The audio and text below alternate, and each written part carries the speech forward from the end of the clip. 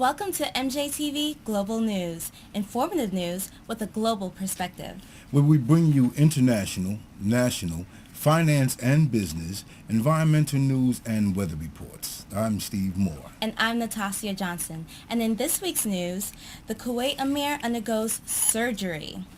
The Kuwait Emir has undergone surgery here in the U.S., and it was very successful. And it was so-called a minor surgery. According to the Kuwait State News Emergency, he will remain in the U.S. for some time for him to recover. He flew into the U.S. about a week ago for a medical examination.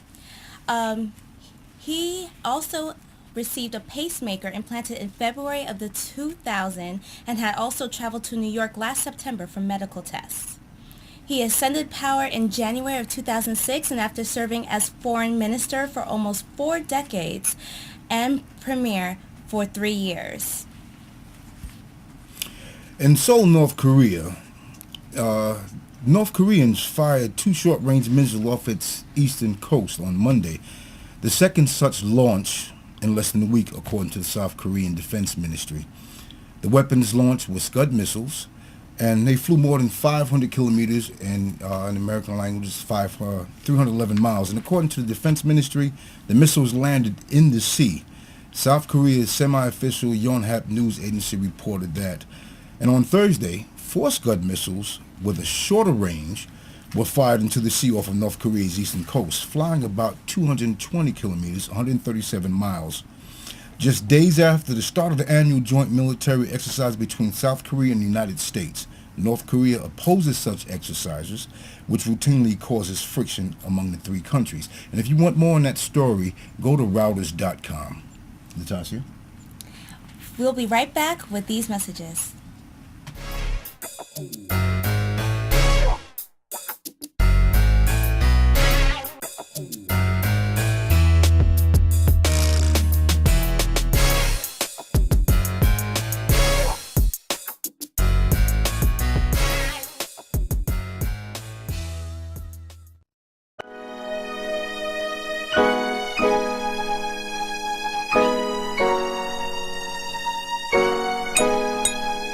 I pray to God constantly.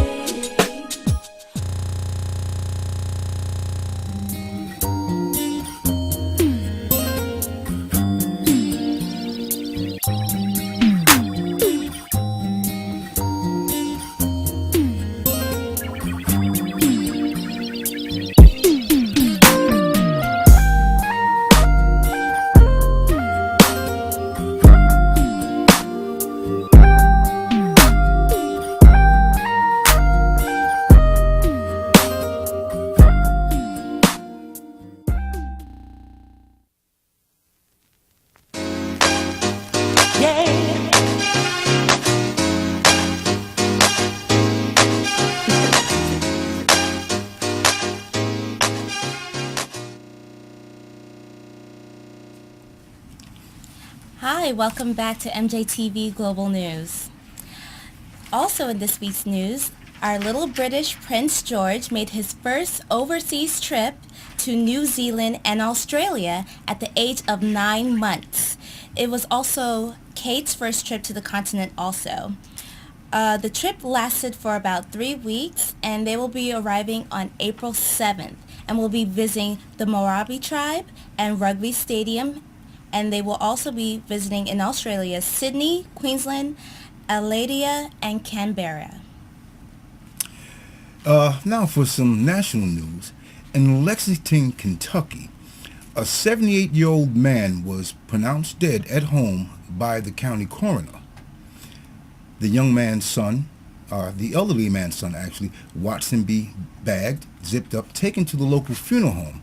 Just before the embalming process, the man wakes up. He is in the hospital now. He's doing great. He's talking. And it was attributed to the elderly gentleman's pacemaker failing, which caused to read a strong enough pulse. But I'd like to say that I'm happy for this family that they had not lost their loved ones. Natasha? We'll be right back. after these messages.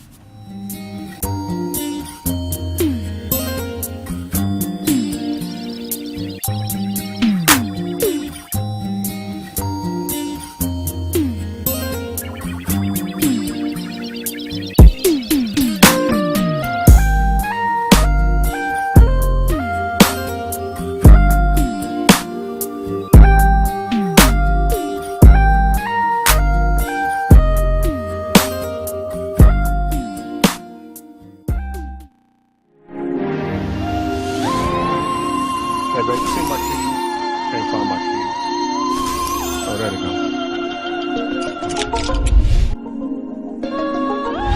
In the corner right quick, I'll be back. Yeah. In the corridors of my mind, I imagine what the road of life will be like.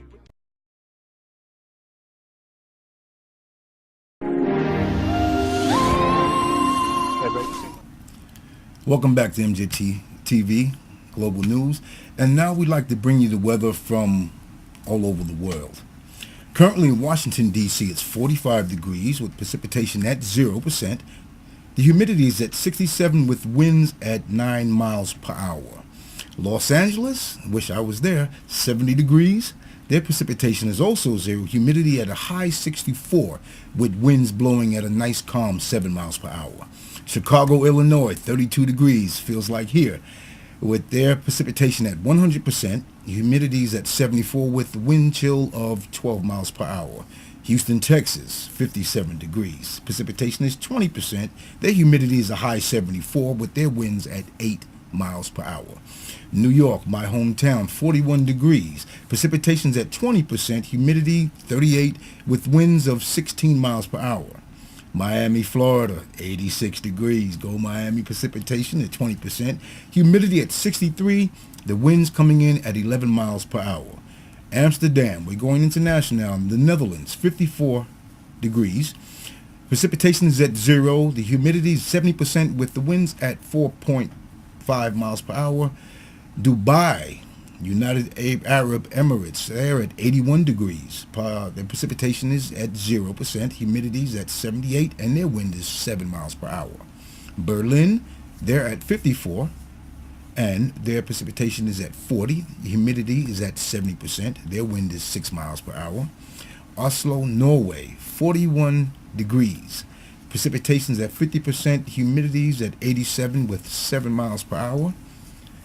And Seattle, Washington, 59 degrees and raining, as Seattle is known for. Precipitation's at 90%, humidity is 72%, and their wind is at 21 miles per hour. Mumbai, India, 86 degrees, precipitation at 0. Their humidity is 54% with winds at 12 miles an hour. In London, the UK, they're at 57 degrees, partly cloudy. Precipitation is 0. Humidity is 69 degrees. Wind is at 7 miles per hour. And Hong Kong, China, they have rain at 68 degrees. Precipitation is at 70. The humidity is 90 degrees and 90%, and their wind is at 20 miles per hour. Sao Paulo, Brazil, raining, lightning, thunderstorms, 86 degrees. Precipitation is at 80%, humidity is at 79, and their wind is coming in at 5 miles per hour. And thank you for joining us for the weather. We're now going to commercial. Be right back.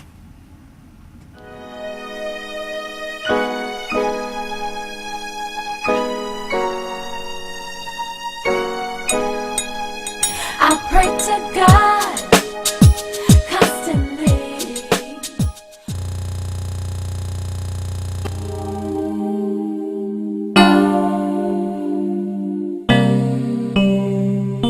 Music got me high, so high I reached the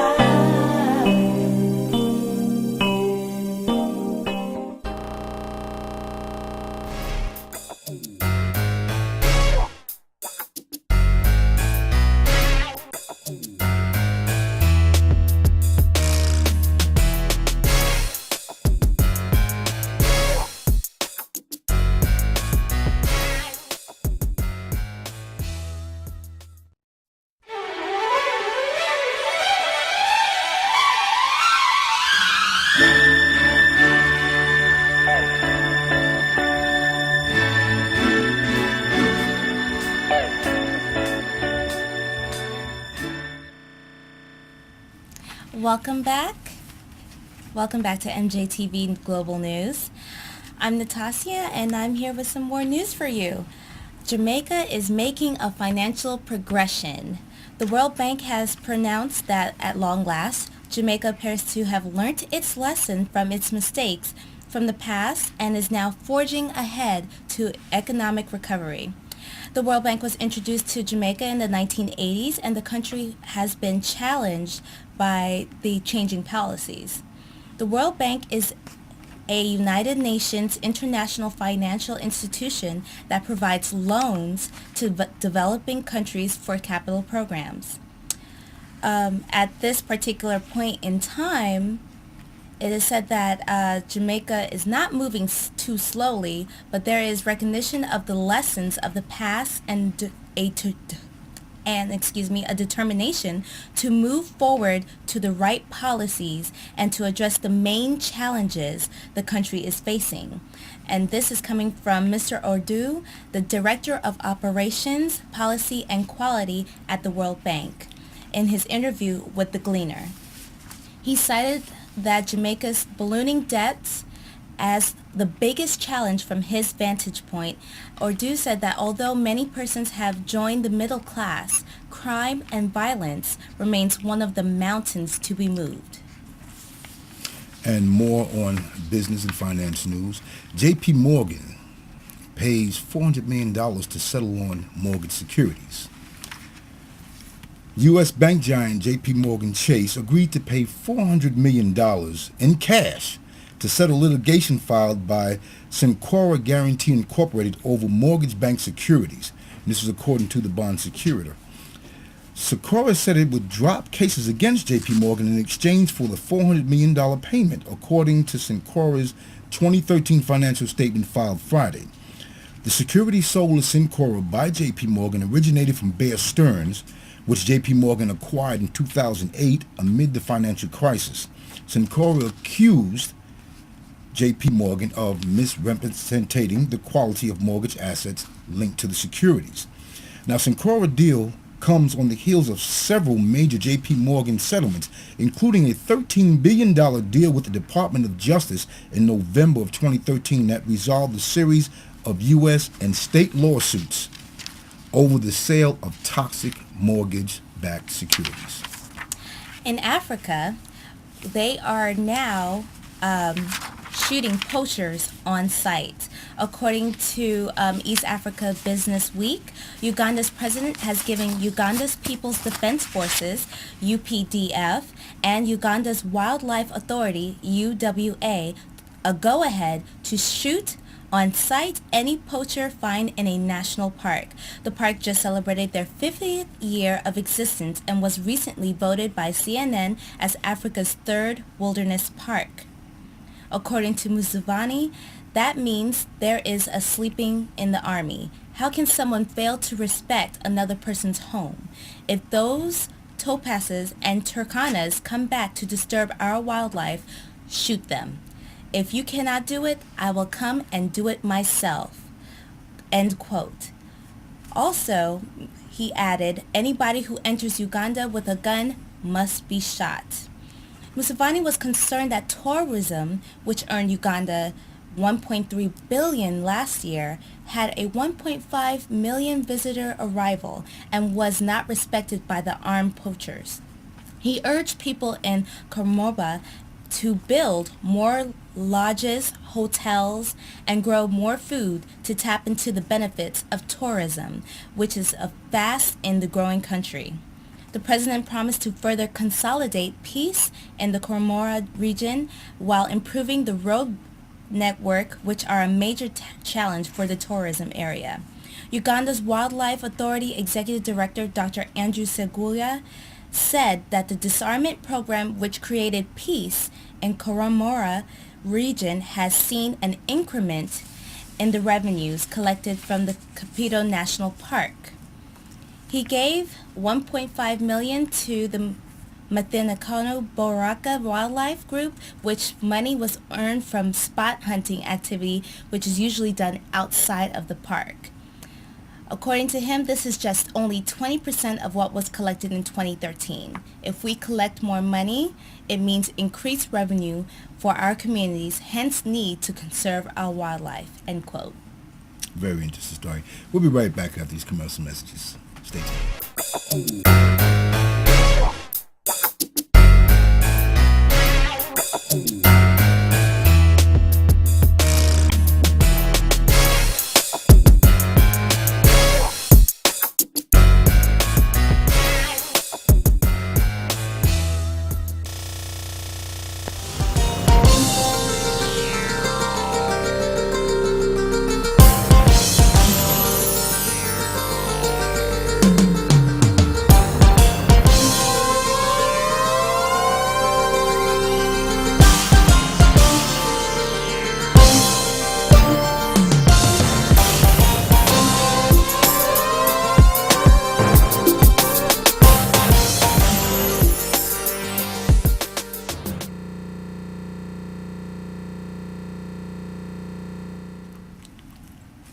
Welcome back. We have breaking news out of Henry County. This incident happened early this afternoon.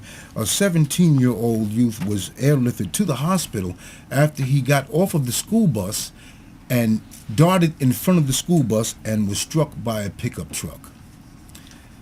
According to the representative from Henry County Police, the teenager was hit by the pickup truck as he darted out. And this is Henry County in Georgia.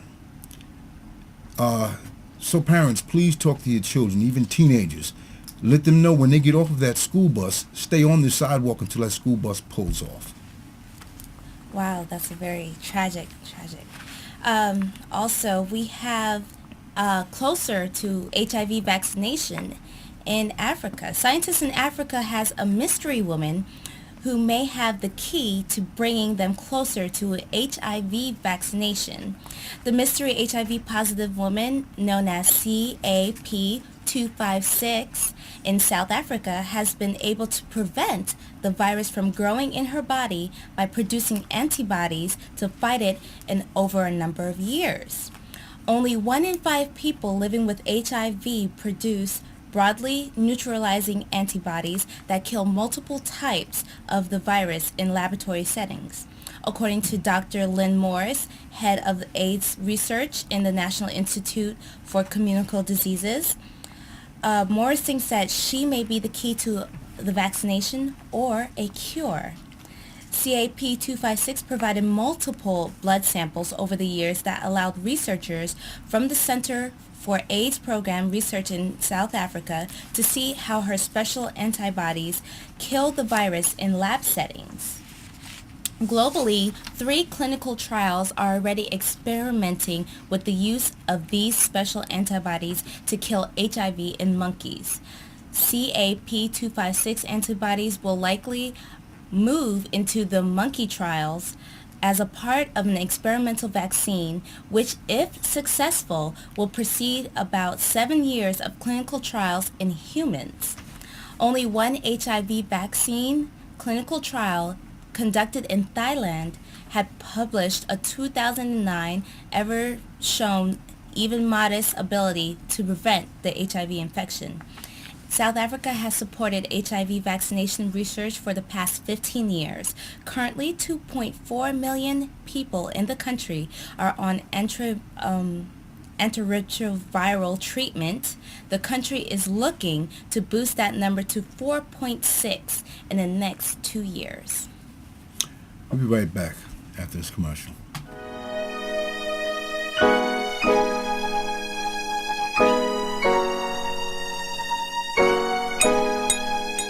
I pray to God constantly.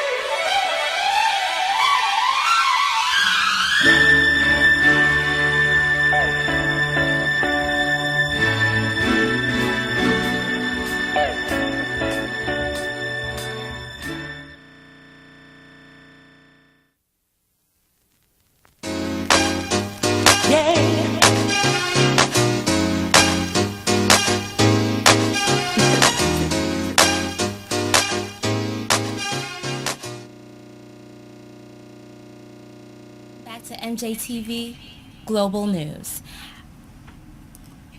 Informative news with a global perspective. Steve?